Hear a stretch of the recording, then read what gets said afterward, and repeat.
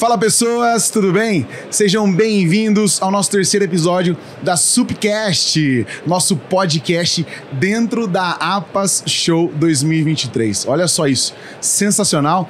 Estamos aqui diretamente do maior evento do mundo, voltado para o nosso setor supermercadista, e hoje com um tema muito legal, Supply Chain para supermercados. Você vai entender o que é isso, caso você ainda não conheça.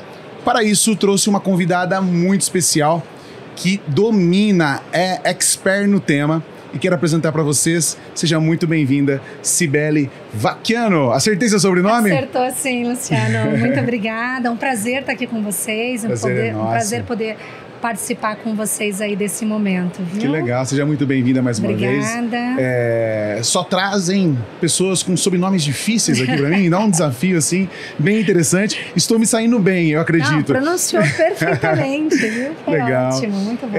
Conta pra gente um pouquinho quem é você, a sua história, essa conexão com o varejo. Legal, muito bem, Luciano. Bom, eu estou no mercado de bens de consumo já há cerca de 27 anos. Que legal. Eu brinquei que eu não vou mais dizer que são 27 anos, vou dizer que são mais de duplo dígito. E pronto, né? A gente acaba confessando a idade. Mas eu passei desses 10 anos na indústria de bens de consumo, legal, trabalhando na área comercial de empresas como a BDF Nivea, Cosméticos, a Nasca Cosméticos, e depois eu migrei para o varejo. Comecei no varejo farmacêutico, fui executiva na rede de farmácias Nissei, no Paraná, de onde eu sou, né, de onde eu vim. É uma rede que tem aproximadamente 200 lojas, e fui trabalhar no Walmart como diretora comercial durante cerca de 7 anos. Depois passei pela transição para o Grupo Big, onde passei 1 ano e meio. E por último, né, minha última passagem no varejo foi como executiva comercial e marketing da área de uma rede chamada 1A99, que é uma rede de bazar do interior de São Paulo. São quantas lojas? Bastante lojas também. São 60 lojas. 60 lojas. Isso, o Walmart na época tinham 500 lojas, Grupo Big, depois na transição, e 60 lojas lá na 1A99. Grande experiência, hein? Tem muito a contribuir aqui com a gente. Uma experiência muito interessante. Que bacana. Então vamos começar do básico, que a gente vem subindo o nível aí, né? O que de fato é supply chain, essa palavra tão bela. É verdade, né? Mas nada mais é do que a cadeia de suprimentos do varejo e da indústria, né? Onde o varejo está inserido, ele está ali no meio, né? Quando a gente fala de supply chain ou de cadeia de suprimentos, a gente está falando desde o momento em que se gera a matéria-prima até o produto chegar na casa do consumidor. Perfeito. E o varejo, ele está ali no meio, é ele quem possibilita, pelo menos até então, é ele quem possibilita essa chegada até a casa do nosso consumidor final. Apesar que a gente está vivendo um momento, né, em que a indústria já vem acessando diretamente esse consumidor através dos seus próprios e-commerces. Sim. Então a gente está realmente passando por uma grande mudança de modelo de negócio, e a gente, como varejista, precisa se adaptar para garantir que a gente consegue chegar até a casa do consumidor passando por cada uma dessas fases. Aqui no Brasil, Luciano, a gente tem um desafio gigantesco. Quais são? O principal deles é a logística em si, né? Porque a gente não tem uma infraestrutura tão adequada para que a gente consiga, né, ter o atendimento de 100% dos pedidos que o varejo faz para os seus fornecedores. Então, começa lá na gestão dessa cadeia de fornecedores, na escolha de quem vão ser os nossos fornecedores, quem vão ser os fornecedores parceiros, aqueles que você vai dar mais foco. Passa por determinar quais são os produtos, quais são os SKUs que você vai trabalhar dentro das suas categorias para garantir o atendimento daquele cliente que está acessando as suas lojas, sejam elas físicas ou virtuais. Passa pelo plano de negócio que você desenvolve com esses fornecedores para conseguir garantir que você vai ter aqueles produtos que você definiu para cada cluster de loja, ou seja, para cada segmento de loja que deveria estar alinhado com o perfil de cliente que entra na sua loja, que acessa a sua loja, não é mesmo? Assim esperamos, né? Assim esperamos, né? Quais são os fornecedores que vão conseguir te atender com alto nível de serviço, né? Sim. Porque às vezes você consegue até coordenar a quantidade certa de produto para loja certa, emite o pedido para o fornecedor, mas o fornecedor nem sempre consegue atender 100% do seu pedido. Então, tem várias fases dentro dessa cadeia de suprimentos que a gente precisa estar atento, precisa elaborar essas parcerias para a gente conseguir garantir que o produto realmente chegue até a casa do consumidor. Legal. Você trouxe uma parte importante, medir a eficiência do fornecedor, né? Como que o supermercadista pode aplicar isso na prática? Como que ele pode conhecer melhor? Porque às vezes é algo que ele acaba não dando tanta atenção, né? Percebendo alguns comportamentos assim. Como que ele pode fazer um acompanhamento melhor disso? E talvez até gerar um insight no quesito, cara, eu trago meu fornecedor para conversar, como que eu faço esses ajustes? Como que ele poderia evoluir esse ponto? Olha, essa é uma área muito sensível para o sucesso de qualquer varejista.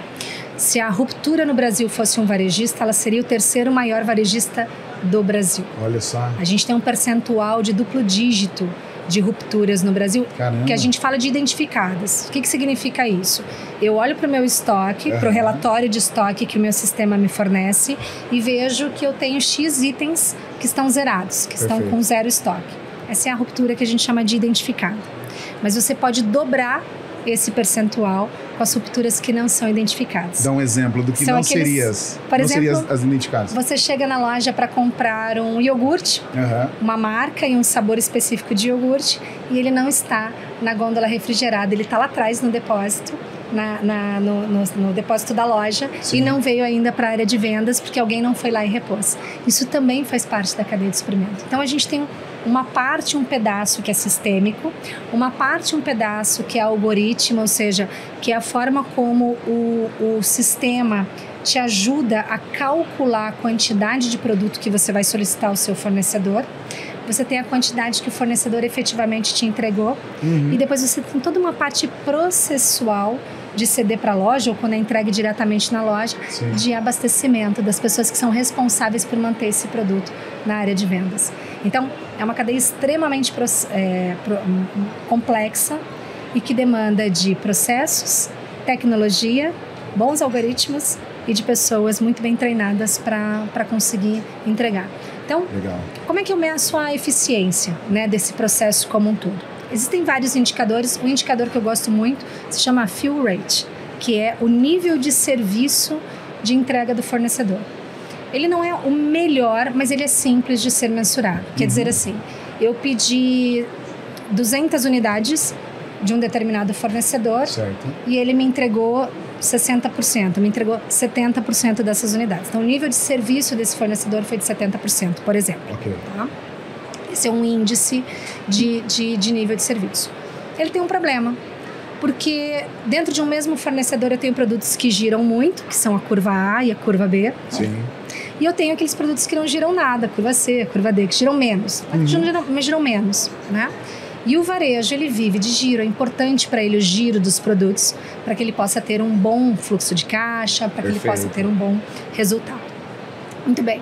Se desses 200 produtos, ele me entregou 70%, mas dentro desses 70%, metade é curva C e D, a qualidade dessa entrega foi muito aquém daquilo que eu preciso. Com toda certeza. Então, eu vou ter produto, mas não vou ter o produto que o cliente mais quer encontrar dentro da minha loja. Que é o nosso produto de alto giro que deveria ter chegado, né? Exatamente, exatamente. Fazer a gestão disso demanda de bons relatórios, mas também demanda de uma rotina de atendimento dos fornecedores muito bem estruturado. Sim. Vou contar um exemplo para você de uma vivência que eu tive com um dos grandes fornecedores na época de Walmart. Eu tinha um fornecedor que representava mais de 50% da venda da minha categoria, de uma das categorias que nós atuávamos. E ele tinha um nível de serviço de aproximadamente 65%. Você já imaginou? De cada 100 unidades que eu pedia para ele, ele me entregava 65. Isso é considerado um bom nível de serviço ou não? Isso é um péssimo nível de serviço. É horrível. Imagina que você tem a expectativa de ter na sua loja 100 produtos e você só tem 65. Sim.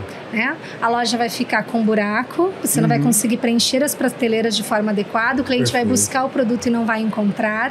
E você tem uma expectativa de venda que está atrelada a uma meta de vendas e você não vai atingir, simplesmente porque você não tem produto para vender. Então é péssimo, né? E é péssimo tanto para a gente como varejista, quanto para o fornecedor, que também tem meta a ser cumprida para conseguir entregar seus resultados como um todo. Muito bem. Já tínhamos pensado em todas as estratégias e nada funcionava. Até que a gente decidiu ser efetivamente colaborativo.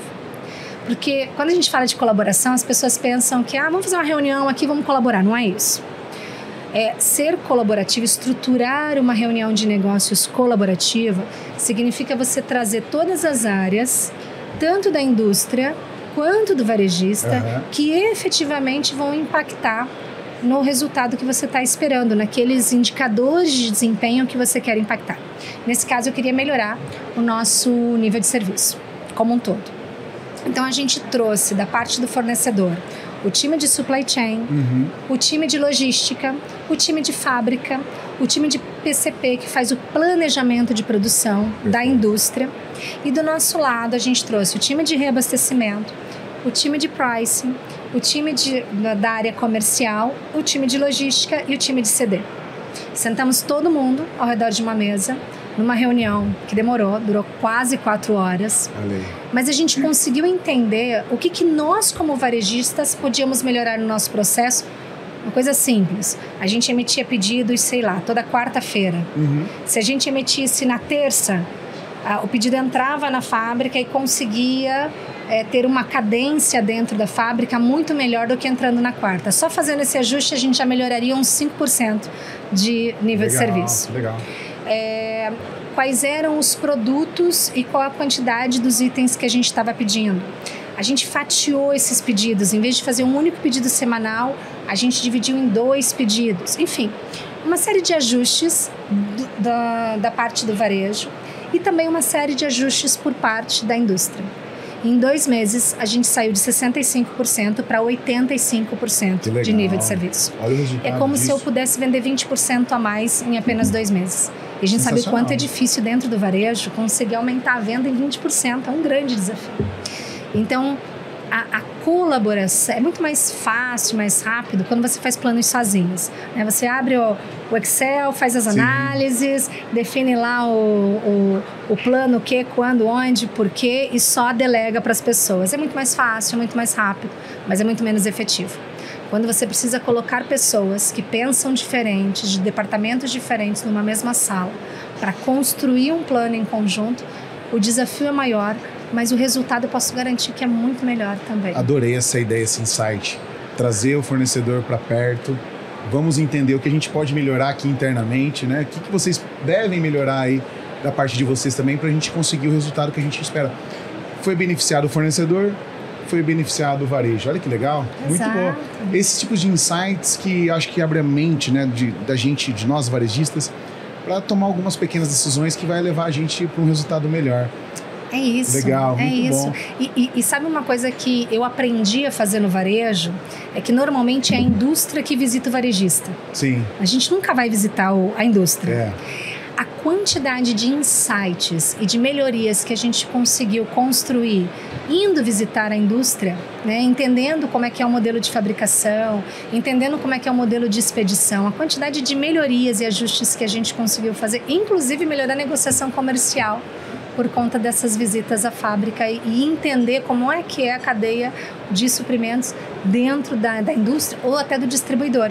Porque muitos pequenos varejistas não compram diretamente da indústria, compram a partir de distribuidores e de atacadistas. Perfeito. Entender também como é que funciona esse distribuidor e esse atacadista pode ajudar, pode apoiar nas decisões e na forma como a gente está construindo os nossos pedidos, a forma como a gente está controlando a emissão dos nossos pedidos. Perfeito. Ruptura tem um outro problema também. Já aconteceu comigo, como cliente, né? Sou consumidor, adoro ir supermercados, além de ser fornecedor de software, eu sou cliente de supermercados.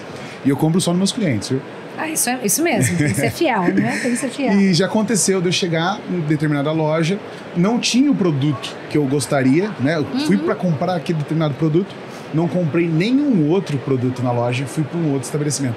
Olha só, a perda, como calcular esse prejuízo que teve por não ter um determinado produto que estava em ruptura? Exato. Isso não entra na conta, né? Não entra na conta. A gente só vê assim, eu tinha uma meta, atingi ou não atingi a meta. Agora, o que eu deixei de vender... Você sabe que olha o impacto que isso não gera. Algumas redes têm no caixa, né? A caixa pergunta, algum item que você não encontrou? E aí controla, né? Se a pessoa não encontrou um determinado item e até consegue fazer uma conta bem mais ou menos. Na farmácia também a gente tinha uma coisa que se chamava falteiro, que era muito divertido até. Mas eles controlavam na mão cada produto que algum cliente pedia e que a gente não tinha na loja. Mas eu vou te dizer assim, olha, que conversando com muitos especialistas de mercado, Luciano, a ruptura verdadeira, tanto a identificada quanto a não identificada, estima-se que ela está em torno de 33%. Você imagina se a gente pudesse vender 33% a mais do que a gente vende hoje, só por sanar a questão de ruptura. Sensacional. Sibeli, na sua opinião, a sua opinião pessoal, tá? Depois, se você quiser trazer dados também de outros especialistas, qual que é o nível de serviço aceitável de fornecedores para o supermercado? Olha, na minha opinião pessoal, e o que eu colocava como meta para todas as minhas equipes, é que a gente tinha que chegar a 97%. 97%? 97%. Eu vou contar uma coisa para você. Nos Estados Unidos, o Walmart dos Estados Unidos, se o fornecedor entregasse abaixo de 99%, 99%, ele já começava a pagar multa. Ah, é? Tinha uma cláusula de multa. Isso impacta na venda do grupo. Que impacta na venda, exatamente. Perfeito. E era uma forma também de fazer com que o nosso fornecedor nos priorizasse na hora de tomar a decisão. Eu tenho 100 toneladas para distribuir no mercado. Quem é que eu priorizo?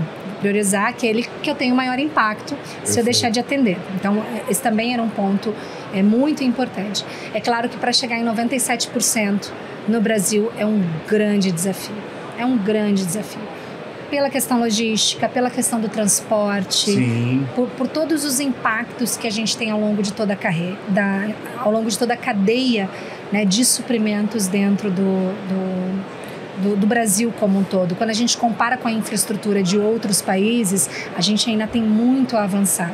Tanto em termos de estradas, quanto em termos do próprio transporte. Se a gente vai para perecíveis, por exemplo, cadeia refrigerada, o desafio é ainda maior. E com custos altíssimos. E na verdade, Luciano, o estoque para o varejo, ele é um calcanhar de Aquiles muito importante.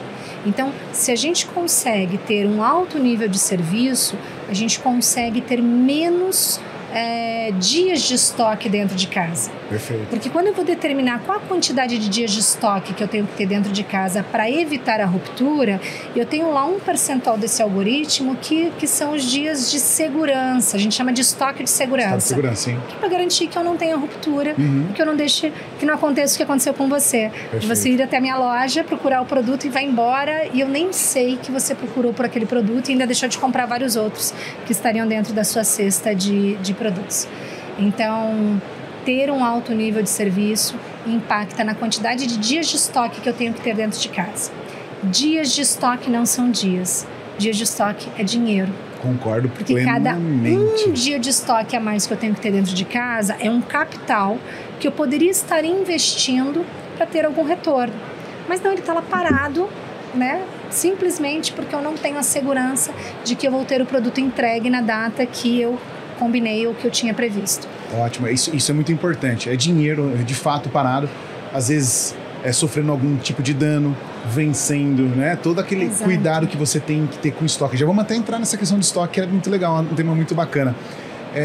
Falando um pouquinho de dias de estoque, já entrando, né, no assunto, o que você considera ideal? Eu sei que tem muita particularidade por região, né?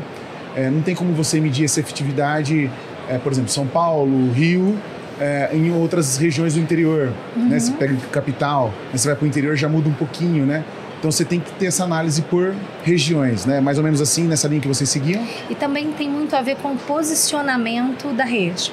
Então, se eu sou uma rede que quer entregar serviço, eu vou ter um nível de estoque um pouco maior, eu vou ter uma quantidade de produtos um pouco maior para garantir que eu não vou ter ruptura de maneira alguma. Agora, se eu sou uma rede focada em preço, o nível de investimento em estoque que eu tenho que fazer tem que ser um pouco menor, senão eu não dou conta, né, de ser tão agressivo em termos de precificação. Porque quando eu aumento a minha quantidade de dias de estoque, eu estou empatando o capital. Perfeito. Então, é muito difícil, sem fazer análise do posicionamento estratégico, da região, de qual o tempo de entrega de cada um dos fornecedores que faz parte do escopo daquele varejista. É preciso entender quais são as negociações que você tem com cada um dos fornecedores, porque se eu tenho, por exemplo, 30 dias de estoque dentro de casa, mas eu pago esse estoque em 15 dias, eu estou pagando para ter o estoque. Concordo. Não é? Sim. Agora, se eu tenho 15 dias de estoque dentro de casa e eu pago em 30 dias, eu estou financiando esse estoque a partir da negociação junto ao fornecedor. Ótimo. Então, para que eu possa definir qual é o número de dias ideais para o meu comércio, para o meu negócio, eu preciso avaliar essa série de fatores, né, para poder decidir o quanto eu posso ter dentro de casa e o quanto isso impacta no meu fluxo de caixa. Porque, Luciano, eu conheço varejistas que têm uma rentabilidade incrível e que quebraram. Sério? Porque não souberam gerir o fluxo de caixa. É um ponto muito sensível, não é? É muito sensível. Fluxo de caixa para o varejista é um ponto extremamente sensível. Ele pode ser muito rentável. Pode chegar no final do mês, olhar para o seu demonstrativo de resultado e ver lá um duplo dígito na última linha. E quebrar porque não tem dinheiro no caixa, porque teve que pagar os fornecedores antes de receber dos seus clientes. Então, dias de estoque, tem esse outro fator que eu preciso analisar. Qual é o prazo médio de recebimento que eu tenho dos meus clientes? É porque o meu cliente vai me pagar à vista ou ele vai me pagar no cartão de crédito, eu vou levar um tempo para receber da operadora de cartões, eu vou antecipar, não vou antecipar, se eu antecipo eu pago taxa, quanto custa esse dinheiro, né? É margem, sem né? dúvidas. Cada 0,01% de margem no varejo impacta. Muito. Então, a cadeia de suprimentos, ela é extremamente sensível, ela precisa ser gerida de ponta a ponta para garantir que a gente tenha um negócio saudável, né? E aí tem uma coisa, Luciano, que é outro calcanhar de Aquiles que eu sempre gosto de falar, porque eu fui de área comercial durante muito tempo, da área de compras, que são as promoções e as ofertas. E a gente que é da área de compras, que é da área comercial, a gente adora uma oferta, uma promoção do fornecedor. Adora, né? Que a gente consegue repassar uma parte, consegue melhorar a margem, consegue apoiar o resultado. Mas existe um indicador que poucos varejistas utilizam. Ele se chama GMROI. GMROI. Conte-me mais sobre isso. Quase ninguém usa GMROI. O que o GMROI faz? Ele ajuda a gente a calcular o quanto de estoque a mais eu estou comprando e qual vai ser o percentual de retorno desse estoque a mais que eu estou comprando para aquela promoção. Perfeito. Que você está comprando um volume maior, exato, né, para ter uma negociação melhor. Exato. Só que isso, de alguma forma, também vai ficar no seu estoque. Exato, ele tem Perfeito. um impacto, né? E o GMROI, ele calcula qual é a margem do meu estoque, qual é a margem que aquele estoque está me gerando. Então, quando eu aumento muito o volume de estoque em função de uma ação, eu faço uma previsão de giro. E existe ali um ponto de equilíbrio entre a margem que isso está me gerando versus a quantidade de estoque que eu estou trazendo para dentro de casa. Que legal. E poucas pessoas fazem esse cálculo de GMROI e que a gente utilizava muito para embasar as nossas negociações. E muitos dos nossos fornecedores já sabiam que a gente utilizava esse indicador, então quando eles traziam uma proposta, eles já traziam uma proposta com o cálculo feito. Que legal. E aí o nosso nível de assertividade e de entrega de resultados em todos os indicadores, porque não é só venda. Sim. A área comercial, a área de suprimentos, ela tem que estar olhando para vendas, para margem, para o nível de estoque, para o nível de serviço, para o dia de estoque, para o impacto no fluxo de caixa, que é esse equilíbrio, né, entre a quantidade de dias de estoque que eu tenho versus a quantidade de dias de recebimento, né, de dias de pagamento aos meus fornecedores. Quando eu começo a olhar para todos esses indicadores, eu começo a ser desafiada a olhar para a cadeia de suprimentos como um todo e melhorar essa produtividade. E assim, impactar no meu resultado final como um todo. Sensacional. Que aula, senhoras e senhores. Eu aprendi demais aqui nesse podcast. De verdade, foi um show, viu? Obrigada, conteúdo riquíssimo. Obrigada, Luciano. Se você está gostando, compartilhe com o seu time, compartilhe com seus amigos. Esse conteúdo deve ser repassado para muitas pessoas, para a gente chegar a mais pessoas e levar conhecimento, porque a gente acredita muito que conhecimento transforma. Em algum lugar aqui na tela tem um QR Code. Pegue a câmera do celular, aponte a câmera e baixe esse e-book, que é muito legal. É Supermercado do Futuro, falando sobre tendências, tecnologias, muitas coisas legais para você aplicar aí no seu negócio. Bacana? E aí, está curtindo? Aproveito para seguir a VR Software, @VR Software em todas as redes sociais, tanto aqui no YouTube quanto em outros canais. Ative o sininho para você ser notificado, tá bom? Então, quero agradecer, Cibele, pela sua participação. Foi muito legal, gostei demais. Obrigada a vocês pela oportunidade de estar aqui e viver minha missão pessoal, que é compartilhar conhecimento. Que legal. Gratidão, prosperidade para todos nós. Compartilho da mesma missão, acho que a gente tem esse papel, né, de poder ajudar as pessoas, as empresas, para fazer desse um Brasil melhor. É assim que eu espero, né? É a única forma, né? Um Brasil melhor para todos, né? Com certeza. Esse é o nosso grande objetivo. Como que a gente acha você nas redes sociais? Cibele Vaquiano. Cibele Vaquiano. @Cibele Vaquiano. Como é que escreve o Vaquiano? Boa, é VACCHIANO. Não é tão complexo, não. Não é tão complexo. Normalmente legal, coloca né? Cibele Vac, VACCH, já aparece lá Cibele Vaquiano. Muito legal. Quero relembrar vocês que temos os quadros, né, aqui de podcast, o Varejo Delas, por Camila Santana, todas as terças-feiras.